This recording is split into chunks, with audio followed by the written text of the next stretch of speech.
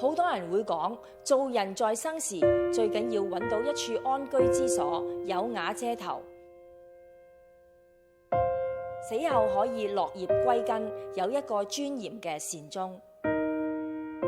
簡單嘅要求，咁但係對於一啲人嚟講，可以話係來之不易。我願隨手牽走世上一切難題，留下至誠至真狀況，替代光輝。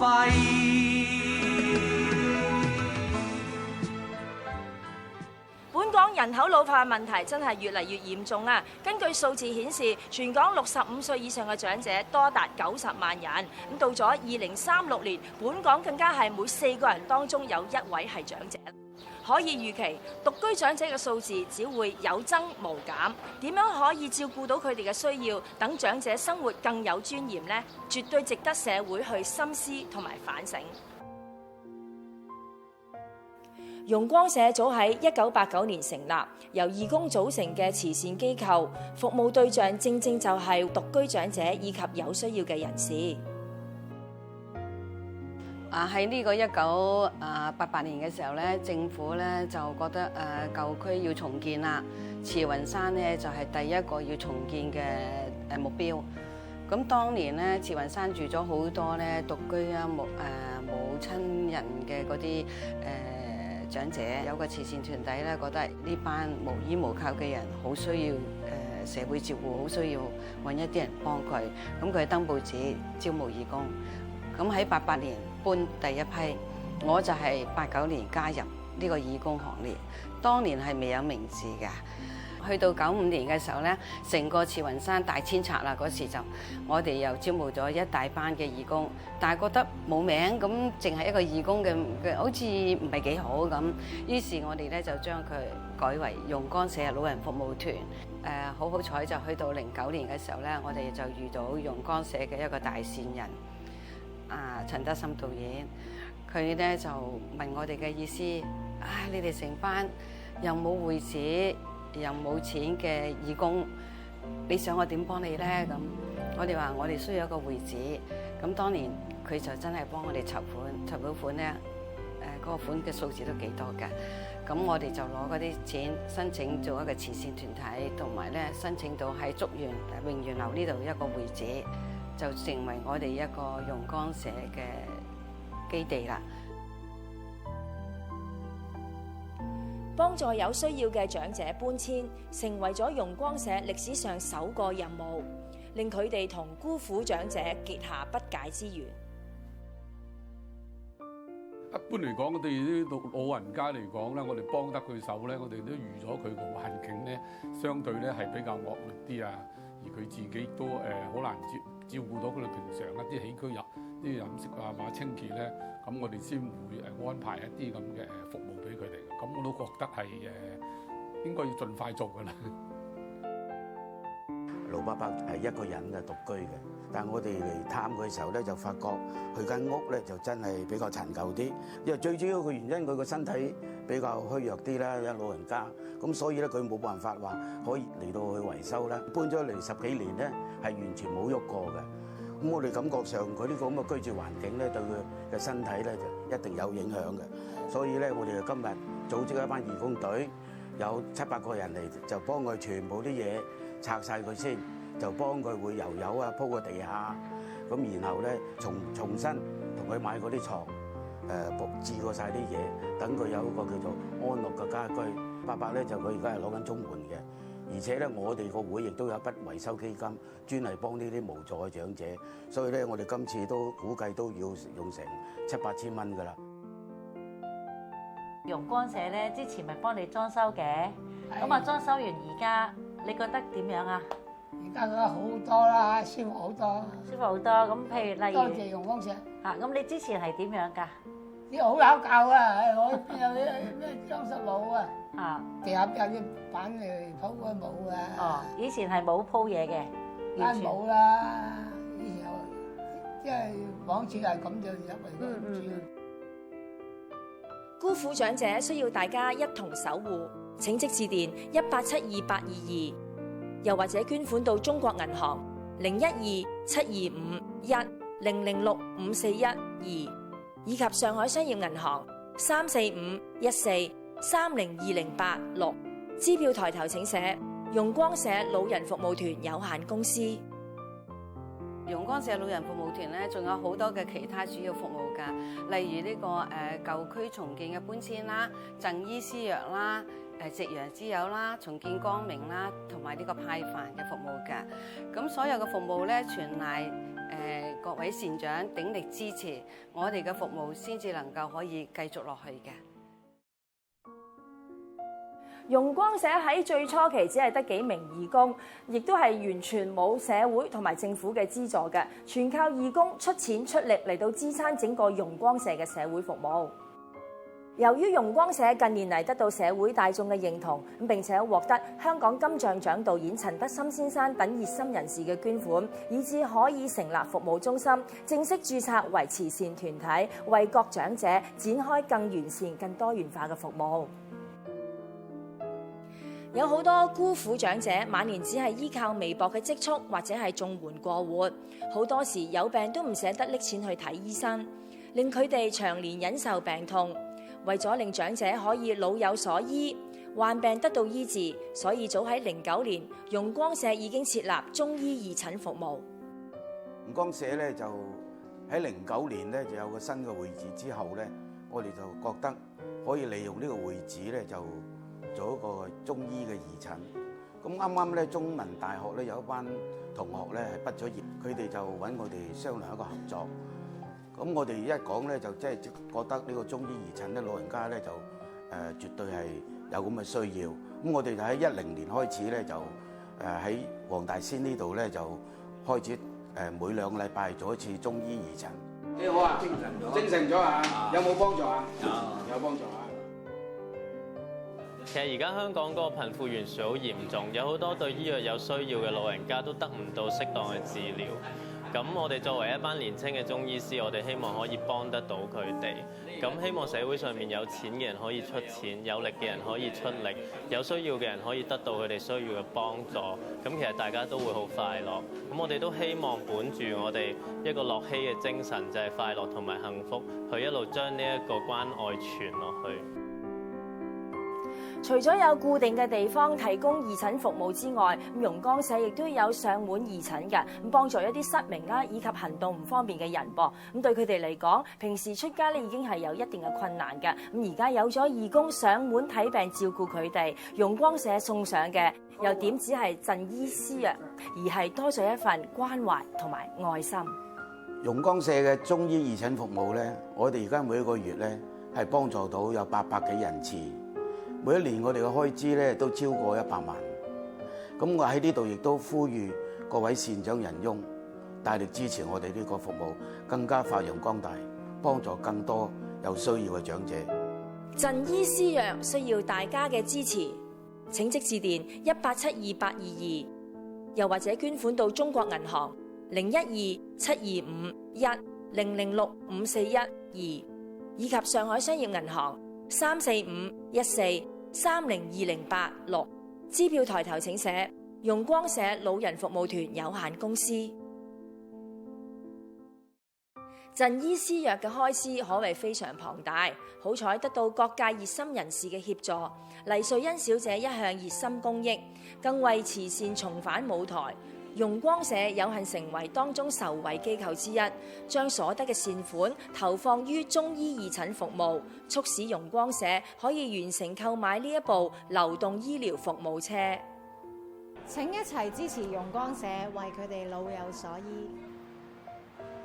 呢架流動醫療服務車其實咧就係由容光社義工師傅改裝製成嘅噃。咁最大嘅特點咧就係將載貨嘅後尾箱嘅位置咧改裝成為可以放一張嘅摺台同埋一張摺床嘅。唔單止咁，兩邊咧做成呢一個藥架啦，可以放到咧差唔多有成300多種唔同嘅中藥㗎。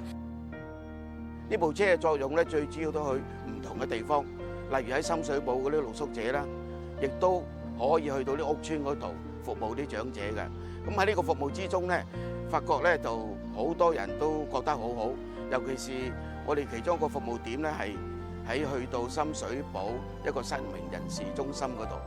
佢哋因為咧失明睇唔到嘢啦，佢亦都嚟唔到我哋嗰度，所以咧我哋去嗰度服務咧，佢哋覺得係相當好呢個服務，而且咧佢哋而家差唔多每一次嘅服務咧都有成10幾20人，亦都要求我哋能夠增加嗰個時段嘅。咁我哋覺得呢醫療車咧係對有需要人士咧係有迫切性嘅需要嘅。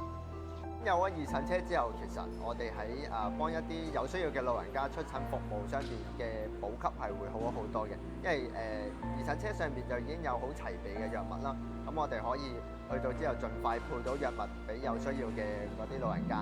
喺有呢個義診車之前，其實陽光社都會有一啲老人家係轉介過嚟，我哋需要出診嘅，但係就可能我哋要翻去診所度配藥俾佢哋啦，咁呢方面就係比較費時失事一啲嘅。又咳咯，你腰骨又痛，一腳又痛咁咯。睇咗之後有冇好到咧？食咗藥好啲，好啲啊！好啲，好多。陽光社呢個義診服務咧，對你嚟講好唔好啊？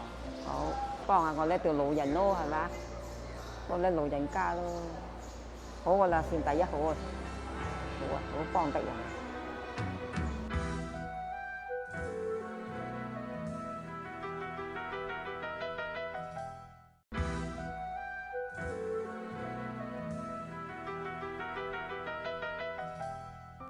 香港雖然係世界最富庶嘅城市之一，但係露宿者都係一直有增無減嘅。就以深水埗為例，每一個晚上都有好多個露宿者以雜物搭建窩居，佢哋都有自己嘅故事，而且佢哋好多都有唔同嘅傷患。容光社有見及此，於是每一個星期都會有1日派出呢一個流動醫療服務車為佢哋服務，希望減輕病痛為佢哋帶嚟嘅痛楚，同時送上最真摯嘅關懷。根據社會福利署數字顯示，深水埗區露宿者嘅登記數字由2011年11月嘅181名，到2013年11月已經增加到368名，喺短短2年升幅咗1倍。幫露宿者去做醫療嘅話，最大嗰個困難係一開頭嗰個溝通，即係由唔識佢哋到要同佢哋破冰咁樣，咁可能我同佢之間都要建立呢個信任啦。咁但係由建立咗信任到幫佢診治開始，跟住嗰個困難就係佢哋嗰個生活啦。即係我哋可以做嘅係醫藥啦、針灸啦、藥物啦。生活環境又差，我哋除咗幫佢哋診療之外，仲會考慮到點樣可以照顧到佢哋，可能一啲營養嘅補充啊，或者係點樣可以幫佢哋安排，可唔可以離開呢個地方啊？我諗係喺醫療以外更加多嘅嘢要做。我喺我呢度後邊嗰度住噶嘛，先就露宿嗰度，係啊，露宿嗰度。因為先我同我哋醫師講，我先嗰條腰骨，哇痛，一痛到點啊？嗰隻腳擺唔落地嘅。擺唔到，我話死啦！我唔通我真係成世瞓喺張床嗰度，我冇理由啊！你而家睇到之後有冇幫助啊？有幫助，咁啊一路食住藥，咁我哥同我話你醫師我又病又發燒喎咁，梗係發燒啦！你都未好晒，你就走去開工。你開頭話唔行得，係啊，到揸拐杖，而家行得好方便，係啊，咁先真係完全瞓喺張床嗰度唔行得㗎。咁你而家感覺上，我哋呢個容光社對你哋呢個深水埗呢區有冇幫助啊？幫助梗係大啦！初你問一個你醫生排晒隊喺入邊，即係初時咧坐都冇人幫坐㗎。你又驚我哋唔嚟咁樣？係啊，總之啦，7點半鐘就坐滿晒喺度等㗎啦，等佢落嚟㗎啦。得你放心，我哋咧就一定無論如何。除咗8號風球，唔係咧，我哋一定架車都醫療車，一定嚟。非常之多謝啊，而家係先多謝晒先。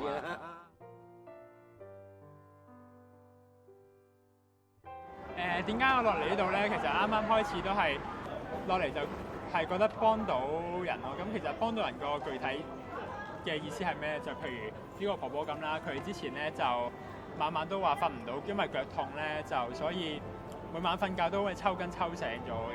咁然後佢嚟咗2次之後啦，幫佢做艾灸。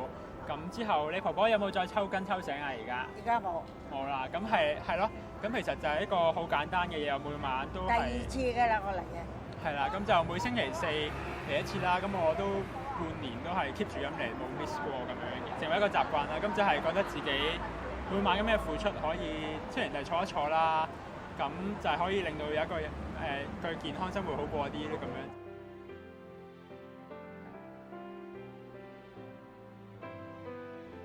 香港而家仲有好多無家可歸，甚至3餐不繼嘅朋友。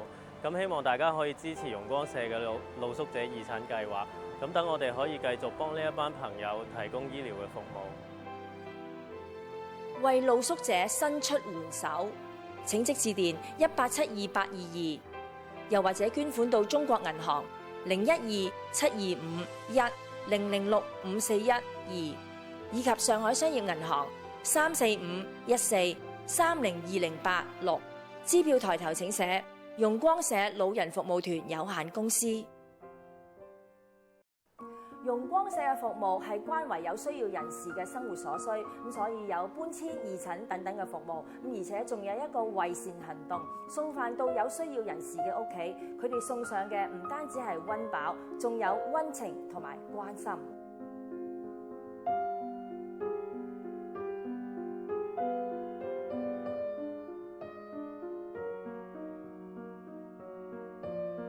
呢個伯伯咧係前2年咧，佢就睇到電視咧有我哋嘅特輯啦，咁佢就打電話嚟俾我哋嘅。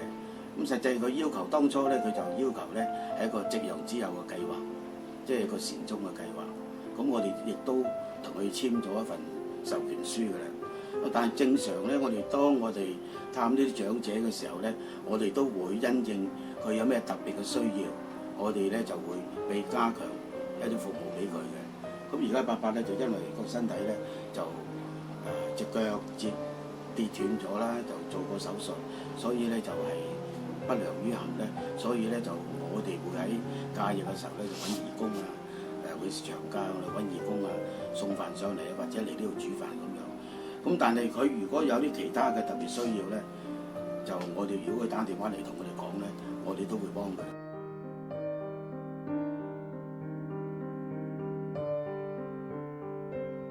就伯伯就好中意食熱飯嘅，所以咧我哋就上嚟煮俾佢食，就希望佢食到熱飯啦咁樣。咁同時咧問下佢想食乜嘢啊咁樣。今日上嚟整啲鯇魚啊，同埋煲啲雞湯俾佢飲。容光社除咗照顧到一班行動不便嘅長者，令佢哋安坐家中都可以食到義工嘅愛心飯菜。為善行動就令更多有困難嘅長者以及低下階層都得到基本嘅溫飽。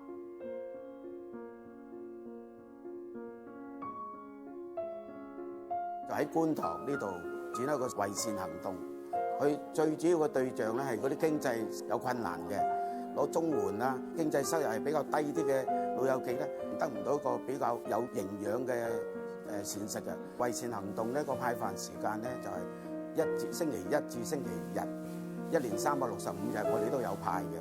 我哋喺中午12點鐘至到1點半，夜晚咧我哋喺6點至7點半2段時間派一個熱辣辣嘅飯，直接送俾嗰啲有需要嘅長者或者啲老友記嘅。近年容光社嘅服務越受各界認同，咁亦都得到各社會人士嘅支持同埋幫助。就連有70年歷史嘅麵店，亦都喺臨結業前嘅最後2日舉行一次義賣，將籌得嘅善款捐贈俾容光社，嚟到支持中醫義診服務。我諗住我做咗幾廿年喺呢條街，70年歷史啦。咁啊諗住啊做 last day 啊2日。咁我啲仔之前問我話可唔可以捐俾啲老人服務中心？我好啊，即係而家我哋香港啲老人家好多啊。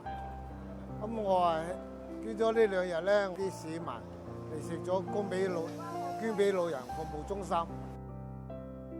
容光社都得到新景記粉麵店咧，呢2日佢所有嘅生意嘅收益冇扣除成本，全部捐俾我哋容光社。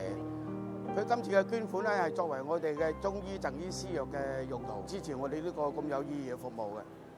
贈醫施藥需要大家嘅支持，請即致電187222，又或者捐款到中國銀行012-725-1006541-2，以及上海商業銀行34514302086，支票抬頭請寫容光社老人服務團有限公司。人到黃昏是否可以做到了無牽掛呢？經濟、健康、醫療等等嘅問題，當然係會令到長者感到無助。但係其實喺佢哋心底入邊最擔心嘅就係自己身後嘅安排。所以容光社就有夕陽之友計劃，希望可以幫到有需要嘅人。由於咧，我哋同啲長者都建立咗咁深厚嘅感情，當佢離世嘅時候咧，我哋都唔想佢咧冇人照顧佢嘅後事嘅時候咧，有可能咧就係俾政府火化咗之後，就攞去沙嶺得返一個冧巴咁凄情，佢嘅心願又唔可以達到，所以咧我哋就好樂意去喺佢在生嘅時候咧完成佢嘅心願。容光社嘅夕陽之友計劃唔單止為有需要嘅人士處理善終服務，更加係秉承開心來、尊嚴活、安心去嘅精神，希望為佢哋嘅人生畫上完美嘅句號。夕陽之友嘅計劃咧，除咗幫嗰啲有需要嘅長者之外，實際咧我哋有啲其他嘅個案咧，經過其他機構轉介嘅話咧，我哋都會幫佢服務嘅。喺舊年咧，我哋幫青年會咧就有一個年青人係22歲過咗身，就問我哋可唔可以幫。咁我哋就了解咗佢背景之後咧，原來呢個年青人咧喺4歲嘅時候咧就爸爸死咗㗎啦，16歲嘅時候咧就媽媽都死埋，佢實際係一個孤兒嚟嘅。